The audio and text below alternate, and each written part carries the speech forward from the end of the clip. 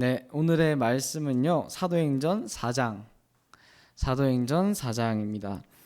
191페이지, 신약 191페이지, 사도행전 4장 10절부터 22절까지입니다. 사도행전 4장 10절에서 22절까지입니다. 교독으로 해서 함께 읽어보도록 하겠습니다. 10절부터 제가 먼저 읽겠습니다. 너희와 모든 이스라엘 백성들은 알라. 너희가 십자가에 못 박고 하나님이 죽은 자 가운데서 살리신 나사렛 예수 그리스도의 이름으로 이 사람이 건강하게 되어 너희 앞에 섰느니라.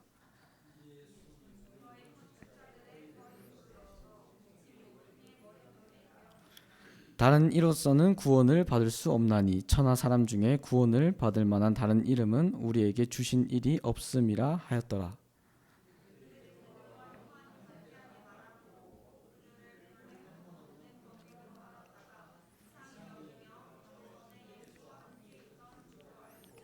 또 병 나은 사람이 그들과 함께 서 있는 것을 보고 비난할 말이 없는지라.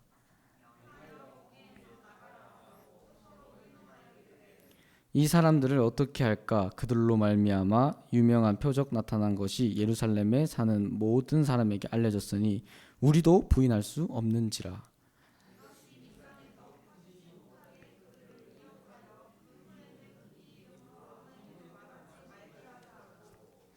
그들을 불러 경고하여 도무지 예수의 이름으로 말하지도 말고 가르치지도 말라 하니.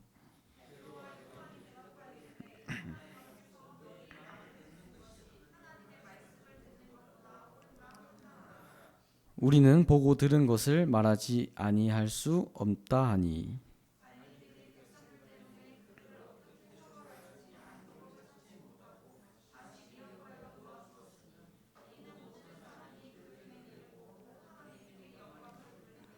이 표적으로 병 나은 사람은 40여 세나 되었더라. 오늘 말씀의 제목은요. 거듭난 그리스도인은 침묵할 수 없습니다. 거듭난 그리스도인은 침묵할 수 없습니다로 말씀 전하겠습니다. 사도행전은 우리 성도님도 다 알다시피 이제 예수님께서 돌아가시고 이 제자들에게 예수님께서는 말씀하시죠. 사도행전 1장 8절에 오직 성령이 너에게 임하시면 너희가 권능을 받고 예루살렘과 온 유대와 사마리와 땅끝까지 이르러 내 증인이 되리라. 이 말씀을 받아서 이제서야 제자들은 말씀을 전하기 시작합니다. 예수님을 증언하기 시작합니다.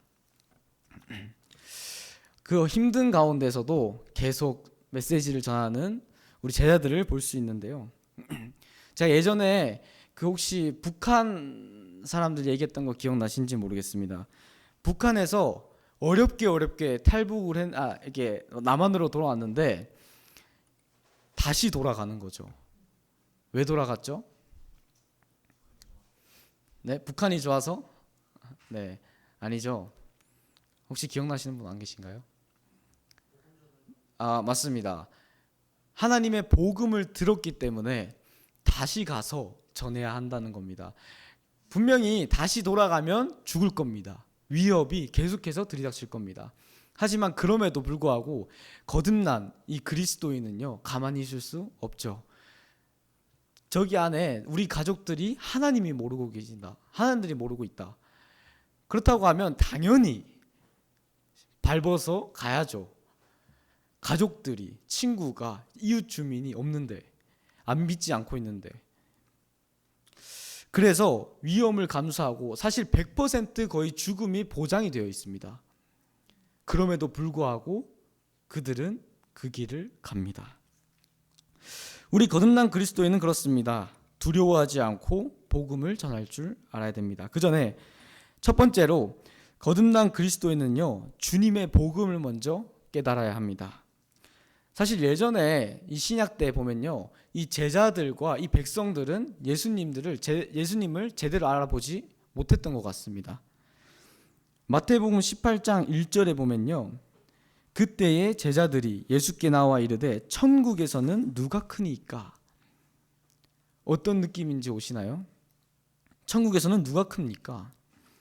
그리고 두 번째, 마태복음 20장 20절로 가면요, 그때의 세베대의 아들의 어머니가, 세베대는요 세베대의 아들의 어머니는요, 그 사도 요한과 야고보를 얘기를 합니다. 그 아들들을 데리고 예수께 와서 절하며 무엇을 구하니? 21절입니다. 예수께서 이르시되 무엇을 원하느냐? 이르되 나의 이 두 아들을 주의 나라에서 하나는 주의 우편에 하나는 주의 좌편에 앉게 명하소서. 어떤 느낌인가요? 자리 싸움 하시는 게 보이시나요? 내가 예수님 옆에, 우리 아들들이 예수님 옆에 한 자리 차지하게 한번 해주십시오. 이렇게 얘기하고 있는 겁니다. 자기가 스스로 조금 더 높아지려고 하는 모습을 볼 수 있습니다. 그리고 뿐만 아니라 이 베드로는요, 예수님을 부인하고 저주하면서 배신까지 했죠. 그리고 유다는 결국에는 예수님을 은 몇 푼에 팔아버렸잖아요. 그렇게 보면 사실상 이 제자들과 백성들은요, 예수님을 제대로 알았다고 보기는 조금 힘들 수도 있을 것 같아요. 약간 그 종교개혁자, 그러니까 헤롯 가문과 이 로마의 세력에서 단지 종교개혁을 일으킬 수 있는 한 사람으로도 봤을 수 있을 것 같습니다. 하지만 예수님께서는 그것을 원하셨던 것이 아니죠. 바로 하나님을 증언하고 진짜 왕이 누군지 말씀하시고 싶으셨습니다. 사도행전 2장 22절 잠깐 보겠습니다. 사도행전 2장 22절입니다. 네, 자, 읽겠습니다.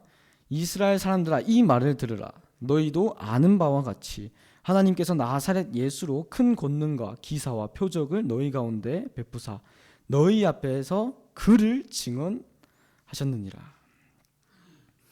예수님께서는요, 그 누구도 하지 못할 신만이 할 수 있는 일들을 계속해서 베푸셨습니다. 정말 내가 진짜 하나님이다, 내가 하나님의 아들이고 이 가운데 너희를 구원하기 위하여 왔다.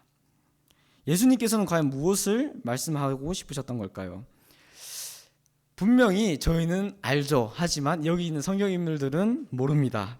그런데 이 예수님의 기적을 보고 조금 궁금했던 인물이 한 명 있습니다. 요한복음에요. 요한복음 3장 한번 가보겠습니다. 요한복음 3장, 우리 성도님들이 잘 알고 있는 니고데모라는 인물입니다. 니고데모는요, 유대인 지도자였어요. 바리새인이었거든요.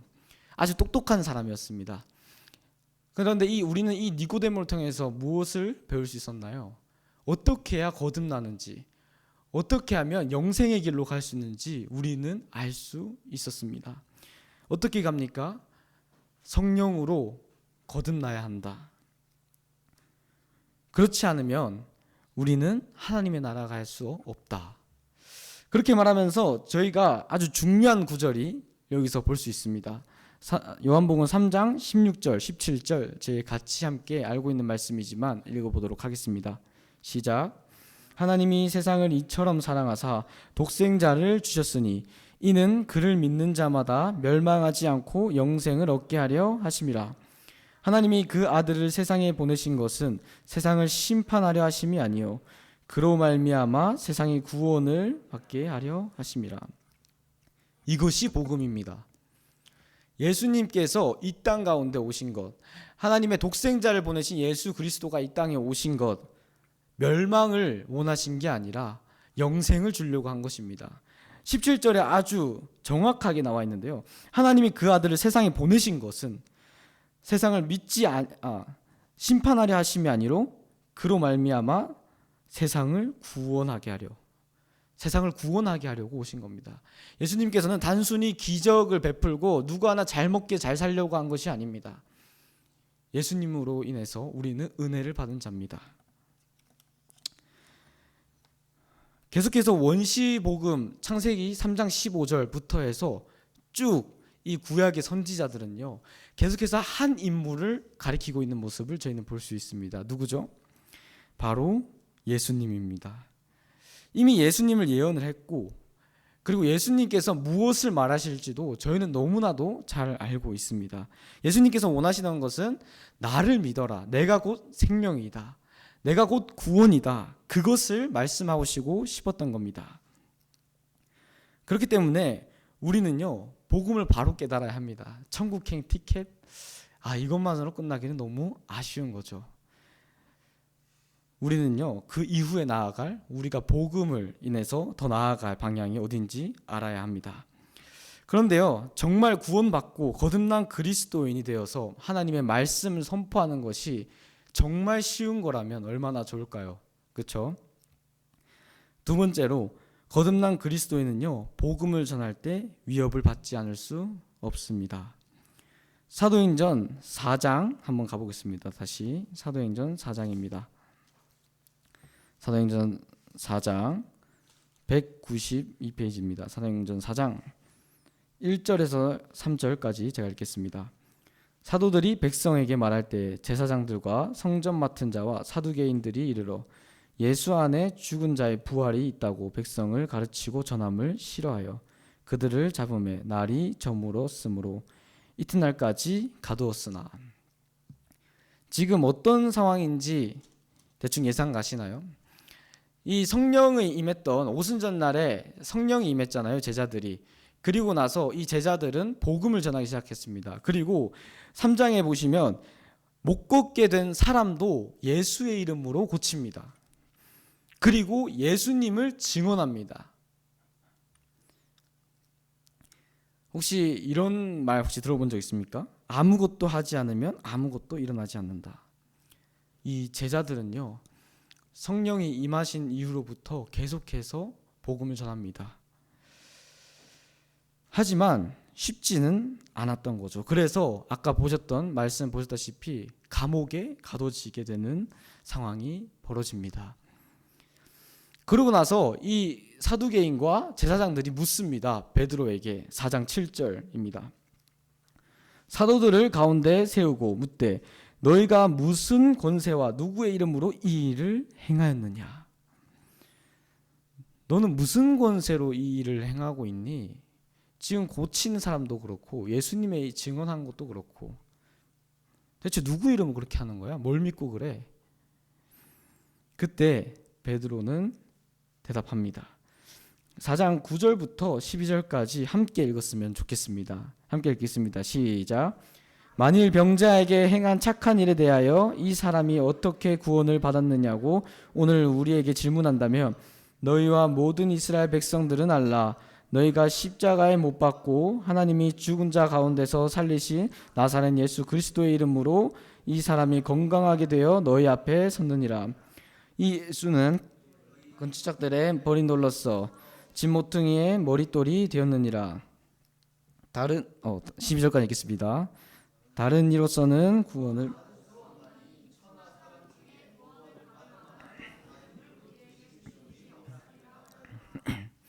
우리가 한 것이 아니다.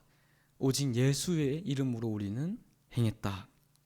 담대하게 얘기를 하는 거죠. 그렇게 하니까 어쩔 수 없이 이 사두개인과 제사장들은 녹아줄 수밖에 없어요. 왜냐하면 이 민중의 세력이 엄청나거든요.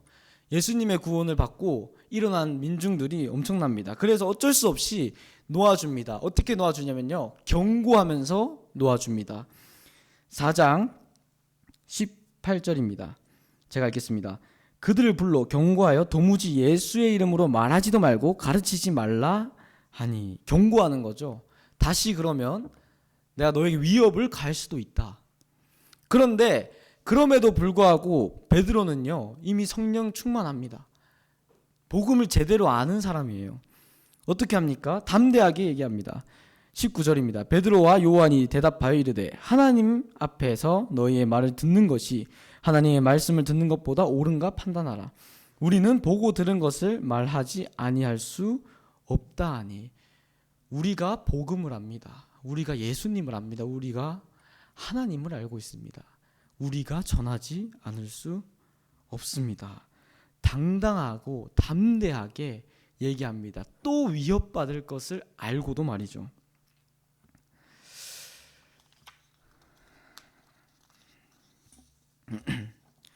그렇게 계속해서 이 제자들은 위협을 받게 되죠.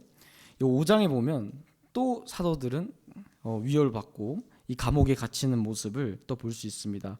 5장 18절에 보시면요, 사도들을 잡아다가 옥에 가두었더니. 네, 위협을 받지 않을 수 없습니다. 사도들은 계속된 위협에 처합니다. 하지만요, 이 제자들은요 어떻게 합니까? 이 고난에 대해서 진심으로 이렇게 고백을 합니다. 5장 41절입니다. 함께 읽도록 하겠습니다. 5장 41절 42절입니다. 시작. 사도들은 그 이름을 위하여 능력받는 일에 합당한 자로 여기심을 기뻐하면서 공회 앞을 떠나니라. 그들이 날마다 성전에 있든지 집에 있든지 예수는 그리스도라고 가르치기와 전도하기를 그치지 아니하니라. 예수의 이름으로 받는 고난은 기쁜 것이다, 이렇게 얘기합니다. 뿐만 아니라 어디에 있든지 예수가 그리스도라고 계속해서 전하게 되는 것입니다. 다윗, 바울, 모세, 요셉 뿐만 할 것 없이 구약 선지자들 많죠. 그 모든 선지자들도 하나님의 말씀을 선포합니다. 그들은 위협을 받을 것도 알고 위협에 처해 있는 상황임에서도 불구하고 계속해서 예수를 증언하고 또 증언합니다. 그들은요 힘듦에도 불구하고 하나님의 뜻을 기뻐하고 기대하고 기다리고 소망합니다. 거듭난 그리스도인은요 침묵할 수 없는 겁니다. 참 저는 위협까지는 아니지만요 저도 이 교회에 와서 나름대로 좀 어려움이 좀 찾아왔습니다. 직장 일로서도 그렇고 교회 일로서도 그렇고 사람 관계에 있어서 또는 이제 내가 그동안 안 했는데 지금 와서 하는 일에 대해서 많이 좀 힘들었었는데요. 저는 올해 이런 생각을 좀 했습니다. 내가 지금 하나님의 일꾼으로 쓰임을 받고 있는구나. 이 고난은요 단순한 고난이 아닌 것을 우리 성도님들은 너무나 잘 알고 계실 겁니다. 이 고난은요 단련 중에 하나라고 생각을 합니다. 그렇죠? 저는 올해 드디어 하나님의 일꾼으로 내가 부름을 받았구나라는 생각을 진지하게 하게 됐습니다. 그래서 사실 계속해서 어려움이 있습니다. 사람과의 마음에 대해서 상처도 받고 그리고 또 어렵기도 합니다. 그럼에도 불구하고 저는 기쁨으로 나아갑니다. 아, 내가 하나님의 일꾼이구나. 드디어 이 말씀에 나오는 이 제자들처럼 이 길을 나도 걷고 있는 거구나.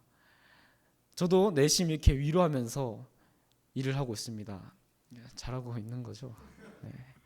저는 그렇게 생각하고 있는데 아니면 말고요. 네, 아니면 말고 어쨌든 저는 하나님의 일을 해서 기쁩니다.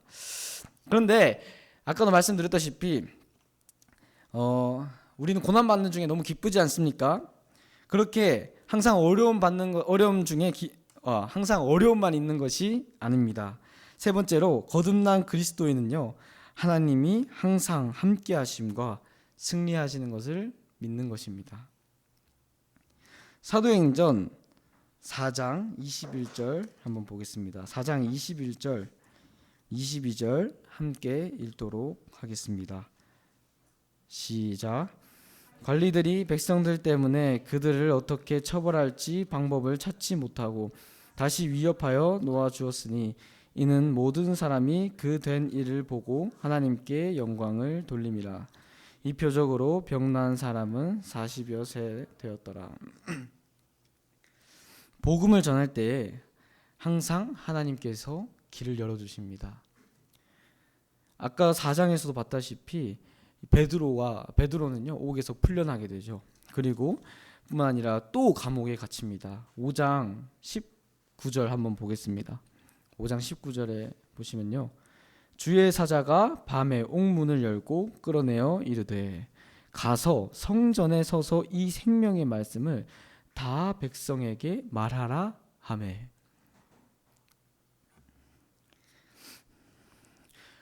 아까 말씀드렸지 않습니까? 우리가 아무것도 하지 않으면 아무것도 일어나지 않습니다.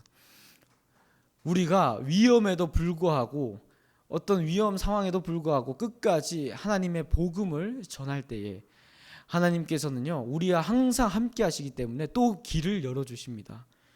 너 가서 복음 전해라. 와, 놀라지 않습니까? 저는 이번에 말씀을 준비하면서 다시 한번 느꼈습니다. 네, 하나님이 항상 함께 하시구나. 하나님께서 길을 만들어 주시는구나. 저희가 사도행전 바울 때도 봤지 않습니까? 계속해서 이 어려운 상황이었습니다. 바울이 배가 파손이 됐어요. 그럼에도 불구하고 그 안에 있던 죄수들도 다 구원을 받잖아요.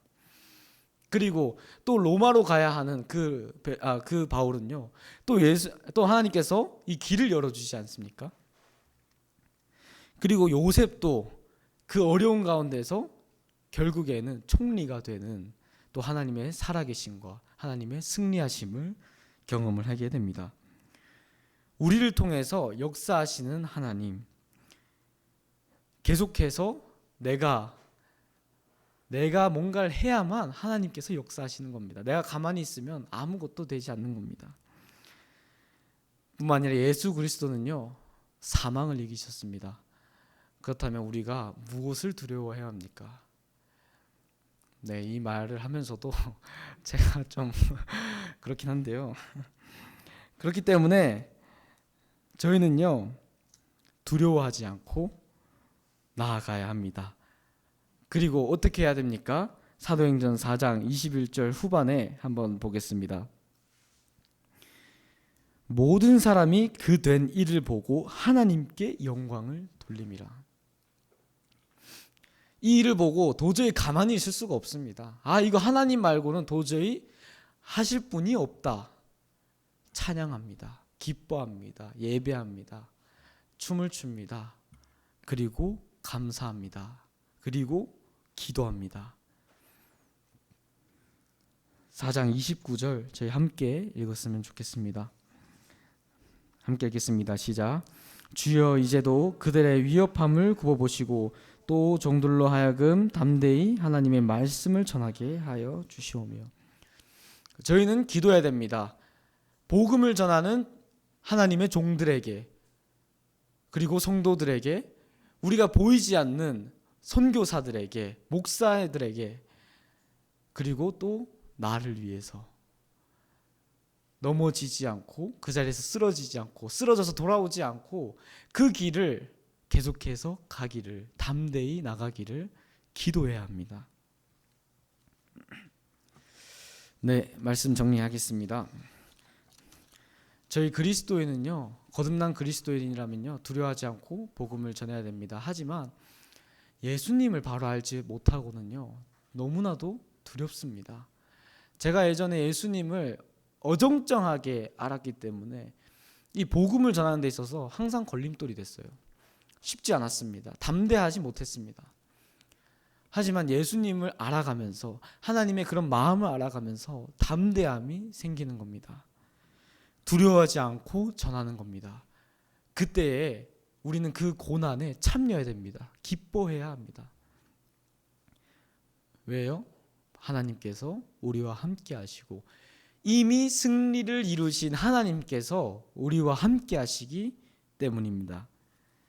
그렇기 때문에 우리 그리스도인은요, 더 이상 침묵할 수 없습니다. 네, 우리 성도님들도 이렇게 거듭난 그리스도인으로서 또 침묵하지 않는 삶, 담대히 나아가는 삶 살기를 원합니다. 기도하겠습니다.